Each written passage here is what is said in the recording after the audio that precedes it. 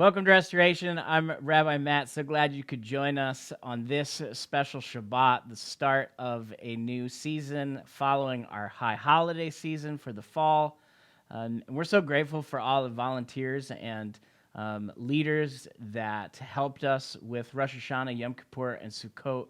A special thanks to Pastor Chris Manginelli and Mill Creek Foursquare Church for not only allowing us to use their space, but also their equipment. To Shauna our worship leader, and her team, so grateful for all the extra time that they put in for the holidays. And Justin Gloyd and Matt Guile have been helping us with video and editing and all kinds of cool things, and we're so grateful for those guys and their contribution in this season. We also have Fall Connect groups that are happening on Zoom. You can find information on our Restoration app at shalomseattle.com, and we encourage you to get into a group. I know you don't like Zoom. I've heard all about it. Everybody says it. There's things we don't like about it, but it still is a valuable way to connect with each other while we are not able to meet in person. And as we've said in past weeks, we're continuing to not meet in person as an exercise in loving our neighbor and caring for people in this pandemic, but we are not closed as a community. We still are loving God and loving each other and leading people to become fully devoted followers of Yeshua. We're supported by tithes and offerings, and you can give on the Restoration app or shalomseattle.com if you're a member or regular tender. If you are not a part of our community and jump in from somewhere else, we're so glad that you're here with us and encourage you to be a part of a local community where you're at.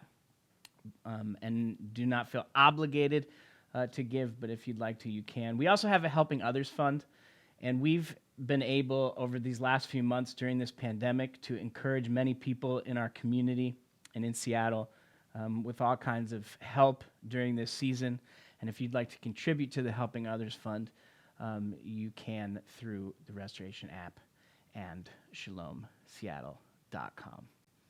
Today, we're going to start a brand new series on wisdom. And we started really at the beginning of this pandemic. We made some videos. Our last service was the last weekend of February. And we made some videos early on, and we kept saying this phrase, use wisdom and do not fear. Because when there's chaos in the world, it seems like wisdom goes out the door first. It's what we throw out first. And when you throw out wisdom, it's natural for us to be afraid. And as followers of Yeshua, we're not afraid. Well, at least we're not supposed to be afraid. But I think a lot of us are afraid. You see it on social media. You hear it in the news. You hear it everywhere anything is talked about, where people will say, create a kind of world of fear all around us. This is the most important election of our lifetime. If you don't vote, if you don't do the right thing, if you don't wear a mask, if you don't do this, if you don't do that, if you do, and if you do, and if you don't, and there's all this like confusion and chaos and frustration. And so we started using the phrase, use wisdom, but do not fear. And so I thought it would be cool over the next few weeks to talk about what wisdom is. Wisdom in the dictionary is the quality of having experience, knowledge, and good judgment. But what is it in the scriptures? How does wisdom reflect itself? And really, we start in Proverbs chapter 1 and verse 1. It says, the Proverbs of Solomon, son of David, king of Israel, to acquire wisdom and discipline, to understand the words of insight, to receive instruction in wise behavior, righteousness, justice, and fairness, to give discernment to the naive, knowledge and discretion to the youth. Let the wise listen and increase learning, and the discerning obtain wise counsel. To understand a proverb and a puzzle, the saying of the wise and their riddles. The fear of Adonai is the beginning of knowledge, but fools despise wisdom and discipline. Hear, my son, your father's instruction, and forsake not your mother's teaching, for they are a garland of grace for your head and a chain to adorn your neck. Now, the word wisdom in Hebrew is chachma, and it means wisdom, intelligence, knowledge, prudence, insight. But really, wisdom is wherever people are making good, just, and wise decisions. Foolishness, or ignoring wisdom, the opposite of wisdom in the scriptures, always ends in death. In fact, the word in Hebrew for folly or foolishness is sichlut, and it just kind of sounds foolish, actually, in the way you pronounce it.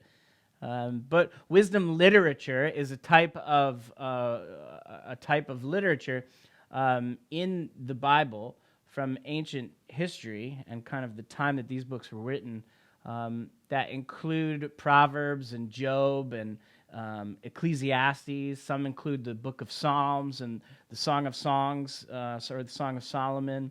There's other extra biblical books like the Book of Wisdom and Sirach, and there's a whole field of wisdom literature, literature that discusses what wisdom is. And in fact, the word in Hebrew for wisdom, I found this really amazing and interesting, is that in the construction of the tabernacle, which God tells the children of Israel to build a tabernacle where his spirit would dwell, it says that there were skilled artisans in all these different fields to build, to make the tent and to create the things inside the tent and create the ark and create the garments for the priests and the chest plate and the covers and all of these different things. And it actually uses the word chachma, the word for wisdom.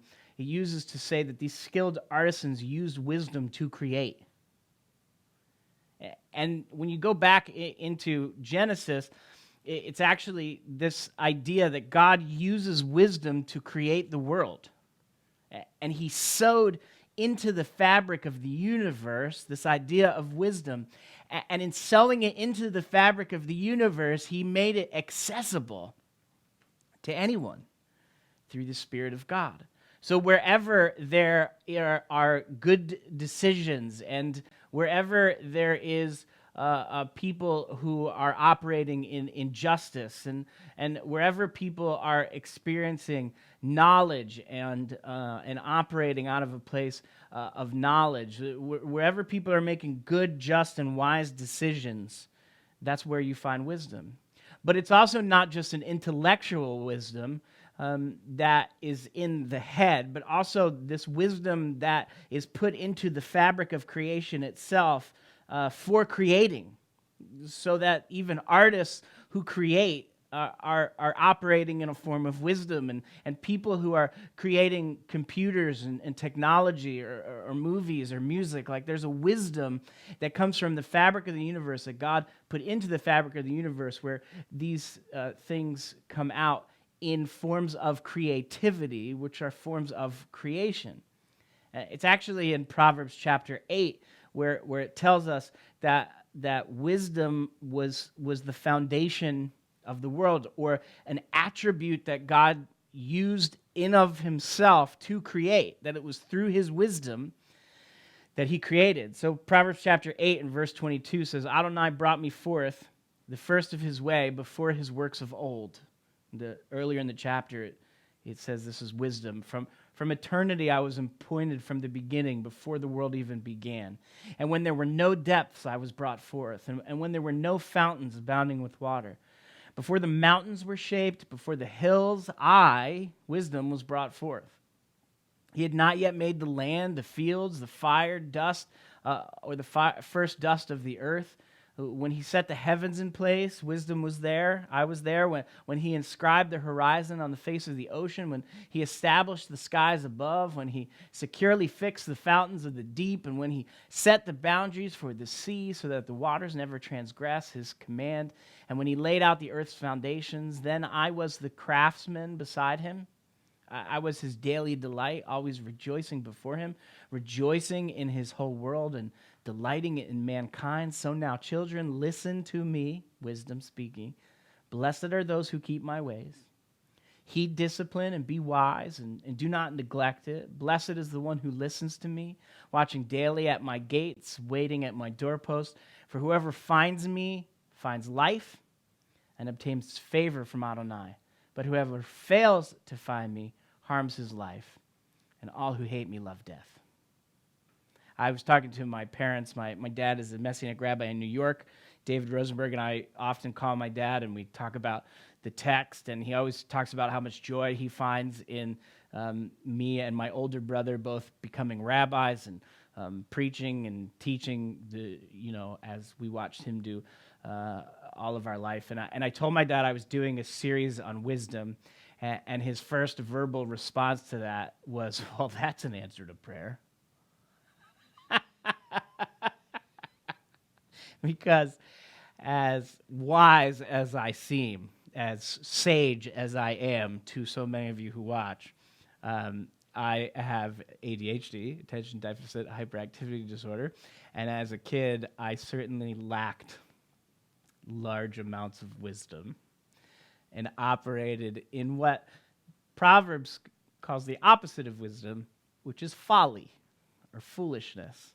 And I remember many conversations with my parents where my dad would walk me through Proverbs, or he would say, go read the first 9 chapters of Proverbs. And he would constantly try to convince me to not be a fool, but to operate in wisdom. And of course, as many do when they're young, I was fully convinced of my own wisdom my whole life. I mean, I'm a pretty wise guy. The beard just adds to the wisdom. But I was wise even before I could grow a beard. And of course, I wasn't. And many of us aren't, because wisdom is actually something you have to learn to operate in. And even though it's already in the foundations and the fabric of the universe, it's something you still have to pay attention to. And Proverbs refers to it as a woman calling out, this lady wisdom who calls out, telling people to heed her advice and to listen. Today, on the Jewish calendar, we start the new cycle of reading the Torah. And for those who are unfamiliar with the Torah cycle, it means there are set readings throughout 52 weeks of the year. There are set readings from Genesis to Deuteronomy. And it's a cycle, which is why it's called the Torah cycle. It's a cycle of reading where you start in Genesis chapter 1, and by the end of the year, we get to the end of Deuteronomy, and we start over again. And so today, on this Shabbat, is the first day of a new Torah cycle, where we start in Bereshit, in the beginning, Genesis chapter 1 and verse 1. And as part of those readings, and because I was thinking about wisdom and writing about wisdom and preparing to preach on wisdom, it took me back to this week's Torah portion, Genesis chapter 1 and verse 1. It says, in the beginning, God created the heavens and the earth, and now the earth was chaos and waste. Darkness was on the surface of the deep, and the Spirit of God was hovering upon the surface of the water. And then God said, let there be light, and there was light. And God saw that the light was good, so God distinguished the light from the darkness. Now in Judaism, when rabbis talk, in the writings of the rabbis, when they talk about wisdom, they often talk about Torah. In fact, they kind of use the words interchangeably, Torah and wisdom. And the reason that Torah is equated with wisdom, Torah being the first 5 books of the Bible, Genesis, Exodus, Leviticus, Numbers, and Deuteronomy, that the study of Torah is how one finds wisdom. And so often the rabbis will speak about Torah as they speak about wisdom, and they will speak about wisdom as they speak about Torah, because if you really want to find wisdom, then you have to start with the things of God, and the wisdom, the attribute of God that he used to form and create the universe according to Solomon in Proverbs chapter 8.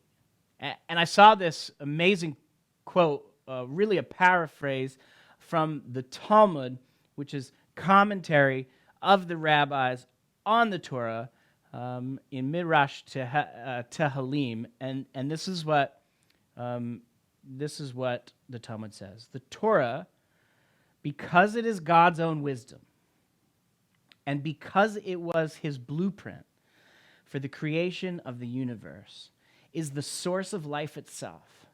So much so that if someone could interpret it to its very essence, one could literally bring the dead back to life. So the rabbis are saying this wisdom that created the universe. It was really the blueprint for the creation of the whole universe. And there's this thread through the fabric of the whole universe of wisdom itself that is accessible and available to everyone. And then the rabbis say if someone could interpret the Torah or wisdom to its very essence, if you could get down to the kind of bottom line of what it really is and what it means and its true essence, then one could literally bring the dead back to life. And this is why John, as a first century Jewish man and a follower of Yeshua, understood Yeshua not just as one who could interpret the essence of the Torah, but wrote of him, echoing Genesis chapter 1, as being the Torah itself.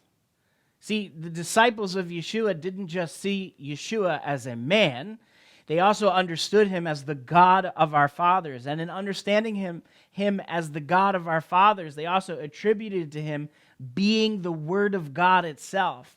The wisdom, any wisdom that would have come from God found in the Torah would be found in the person of Yeshua. He was not like the other rabbis in the first century who would argue the points of the Torah and able to agree or disagree. In fact, Yeshua would speak into every conversation in the Gospels as, to paraphrase what he says in many conversations, no, I'm telling you this is the one who wrote it. And not only did I write it, but it comes from me, because he has no beginning and no end, and all the same attributes that are given to the God of our fathers are given to Yeshua because he is the God of our fathers. So John echoes Genesis chapter 1 in John chapter 1 at the telling of his version of the gospel, of the good news, the story of Yeshua. He says, in the beginning was the Word, and the Word was with God, and the Word was God. He was with God in the beginning. All things were made through him, and apart from him nothing was made that has come into being. In him was life, and that life was the light of men. The light shines in the darkness, and the darkness has not overpowered it, because they saw Yeshua for who he claimed to be, the God of Abraham, the God of Isaac, and the God of Jacob. I was sitting recently with someone who is Jewish and not a follower of Yeshua, and we were actually I was at a bar with a group of people. I met a friend there, and he knows some of the regulars, and we were watching Seahawks game. And it turned out that one of the guys there was Jewish, and it was right before Yom Kippur, and so he said something about Yom Kippur, and I said, yeah, I'm fasting, and he said, oh, you should go to, the Chabad in Belltown is having a service if you're not able to have services. And I said, oh no, they hate me. And he said, what? Why would they hate you? I said, because I'm a Messianic rabbi. And he said, oh yeah, they do hate you. And in the course of the conversation, he said something that I hear often from Jewish people. And he said, essentially, to paraphrase, he said, I made a promise to my grandmother that I would never believe in Jesus because he's not for the Jewish people. And there's this astonishing, for all different kinds of reasons that we don't have time to examine and that I preach about often, Jewish people struggle with the person of Jesus, not because of Jesus, but because of the way he's been interpreted by many of his Gentile followers and the way he's been presented as not Jewish and not caring about Judaism and Jewish people, that he somehow left the Judaism behind and left religion to start a relationship, when in fact the whole religion of Judaism is created by God as part of a relationship with the Jewish people. He told us the things to do and the days to celebrate and the ways to separate ourselves from the other nations so that we could have a unique relationship with God. And somehow the writers of the New Testament are made out to be these anti-Semitic, against Jewish thought, when in reality they existed in a time in the land of Israel, writing in Greek like most of Judaism was because the Greeks had taken over the world, but were very much Jewish and spoke Hebrew and lived in the land of Israel and believed that Yeshua was the Messiah. And there's this connection John is making this very clear connection. If you read Genesis chapter 1 and John chapter 1, not just the verses I read, but read those whole chapters, you see that John is reflecting on Genesis because he sees Yeshua in Genesis. When God said, "Let us make man in our image," he wasn't just talking poetically. He was saying we're going to make mankind in the image of someone, and that someone is the person of Yeshua, who not only understood the essence of the Torah, but is the Torah, is wisdom itself. And even to the words of the rabbis that don't believe in Yeshua, if someone could understand the very essence of the Torah itself, then they could be risen from the dead. They could bring life from the dead. Why? Is there a connection between creating and resurrecting? Because resurrection is connected to creating. It works kind of simply this way, that the breath of God breathed into mankind in Genesis chapter 1 and verse 7. And that same breath he breathes to bring a dead body back to life. And that breath that's spoken about in both the Torah and in the New Testament is the Holy Spirit, is the Ruach, the Spirit of God. Genesis chapter 1, verse 7 says, "Then Adonai Elohim formed the man out of the dust from the ground, and he breathed into his nostrils a breath of life, so that the man became a living being." It was this breath of God that came from the Spirit of God that brought man to life. And Paul, talking about these very same things in Romans chapter 8, and talking about the resurrection of Yeshua, he says in Romans 8 and verse 11, if the Spirit, if the Ruach of the one who raised Yeshua from the dead dwells in you, the one who raised Messiah Yeshua from the dead will also give life to your mortal bodies through the Spirit who dwells in you. Going all the way back to creation, it's this idea that that the Spirit of God breathed life into mankind. And it's that same Spirit that after Yeshua died, breathed life into his body and brought him back to life. Because resurrection is a form of creating. You can only create if you can give life. Creation gives life to something, to an idea. There's a creativity. It's the wisdom that's God in his own attributes put into the fabric of the whole universe, that there's anything that we create with our hands and with our minds, and anything we've created comes out of this same fabric, but that same Spirit that actually breathed life, physical life, into dust and formed it into a body that was a living being, a living nephesh, then is the same Spirit of God that breathed life into Yeshua. And if you believe in Yeshua, then you are filled with that same Spirit. That's so that when we die, we then go to the resurrection of the dead, which is promised later. That in the great resurrection of the dead, before the day of judgment, that God will raise people to life and he will judge the good and the bad. But the same Spirit of God that breathed life into Yeshua, that same Spirit dwells in us. So Paul says earlier, a few verses before that, in Romans chapter 8 and verse 1, he says, "Therefore, there's no condemnation for those who are in Messiah Yeshua. For the law of the Spirit of life in Messiah Yeshua has set you free from the law of sin and death," which is not the Torah. It's the idea that you have to die, and because of sin, you experience death. But verse 3, Paul says, for what was impossible for the Torah. Listen to this, because this is a nuance of what you may have heard before, but important. For what was impossible for the Torah, since it was weakened on the account of the flesh, God did himself by sending his own Son in the likeness of sinful flesh as a sin offering. Meaning there's no problem in the Torah itself. The Torah is the wisdom that comes from God that created the heavens and the earth.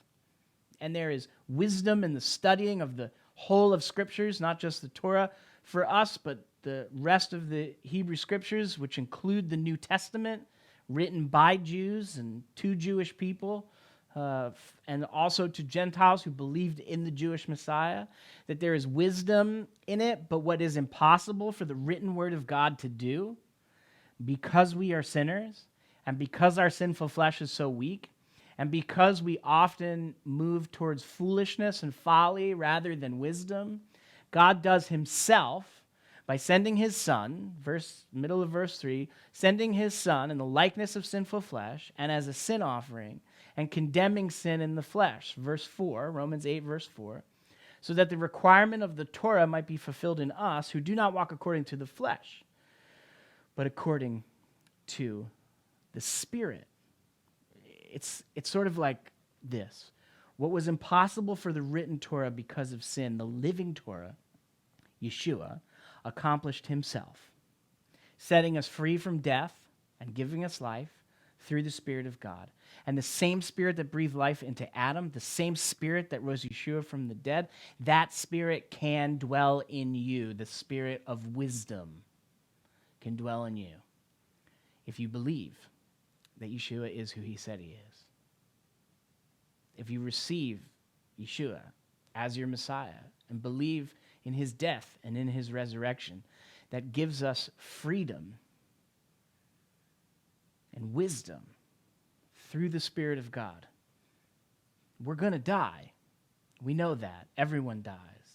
But there's a resurrection after we die, a resurrection of the dead that brings us to new life. And in some sense, which I talked about in the prior series on the Shema, in some sense is a whole lot more real than what we're experiencing now. Because God used wisdom to create the world, and he sewed it into the fabric of the universe so that we could avoid foolishness and find wisdom. And that wisdom can be accessed by anyone who calls on the name of the God where wisdom even comes from. Wisdom is wherever people are making good, just, and wise decisions. And foolishness is ignoring that wisdom that will end in death. Now, some of you are already familiar. Maybe you've been walking with Yeshua for a long time. But you're so afraid and have such anxiety because of this pandemic and because of the things we're facing and because of the racial injustice or the issues of race that are being highlighted in recent months, and you're afraid of not having a job and not having food and afraid because of finances and have fear and anxiety for all reasons that do make us fearful and anxious. And maybe you've been walking with Yeshua for a long time, but you can't seem to get out of the anxiety. I just want to encourage you, as we have been for many months, to use wisdom and not be afraid, because God is still God. Listen, I know people care desperately on both sides of politics and into this coming election and in voting, and how important it is to people say things like this is the most important election of our lifetime, and that may or may not be true. And please vote. I'm not encouraging you not to. I'm just telling you whoever wins isn't going to solve our problems. Whether Republicans are in charge or Democrats are in charge, our problems aren't going to go away, and they're not even going to be solved. There's only one place that wisdom comes from. Wisdom comes from the one who created the heavens and the earth with wisdom, who in his wisdom made wisdom accessible to you and to me, and gave us a blueprint of what wisdom is in the scriptures that we have and that we read, and that we encourage you to read over and over and over and over and over again, because we continue to find wisdom there. And maybe some of you are watching who have yet to believe in Yeshua, or are trying to figure out if Yeshua is really who he says he is, or who did he even say he was, because my grandma told me not to, and my relatives told me I shouldn't, and all kinds of people have said it's not Jewish, or it's not for, that it's a waste of time. And I want to encourage you that in your own search for wisdom, you should start with the source of the one who gives wisdom, and the source of the one who created the heavens and the earth with wisdom and gives us the ability to operate in wisdom. And over these next few weeks, we're going to kind of lay out what wisdom looks like. And next week, we're going to talk about the fear of God, what the fear of the Lord is, because I found it, well, I was confused by it when I was a kid, and I found lots of people are confused by what the fear of the Lord even is. But it's connected to this idea of wisdom and the place that we have in this universe, and comes from wonderful stories in the Bible, like the book of Job, who goes through all of these crazy things and understands that God is the one who operates in real wisdom. And sometimes we don't get to know. We ask questions like, why is there injustice in the world? And why is there evil? And why is there this? And why is there that? And they're not invalid questions. You're just not going to find an answer that's satisfactory to those questions. But I can tell you that there is one who created the heavens and the earth before any of those things even mattered. And wherever people are making good, just, and wise decisions, he's there. And wherever people are finding themselves in foolishness and ignoring wisdom, even overtly ignoring and rejecting and running away from, or just kind of not really paying attention to it because you're tired and you'd rather sleep, in either case, he's waiting with his arms wide open to welcome you into what it means to be a person who walks in wisdom that comes from God. Don't be afraid in this season.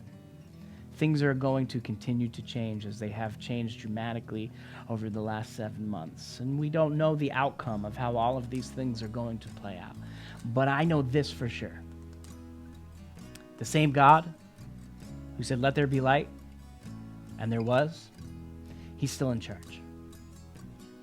And the one who rules over the heavens and the earth has given you and I an opportunity to know him and be in relationship with him and to understand him and to learn to apply the attribute of wisdom and good decision making into our own lives. Not so that we could say, "Look how wise we are," but so that we can lead others to that same wisdom. Let me pray for you. Lord God, I pray, if there are people watching who've never received Yeshua as their Messiah, that today would be that day that they cry out to you and ask you to show them wisdom that comes from heaven.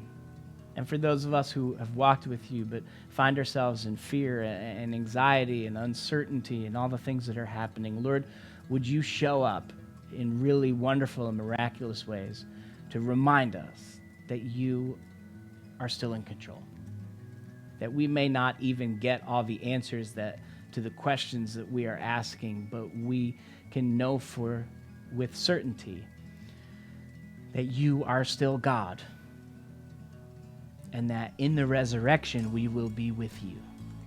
We love you, and we're grateful for all that you've done for us. In Yeshua's name, amen. I love you. I'm so encouraged in this season for the things that God is doing in my life and my family and in our community here in Restoration. And I'm believing that the best is yet to come for you and your family as well. See you next week.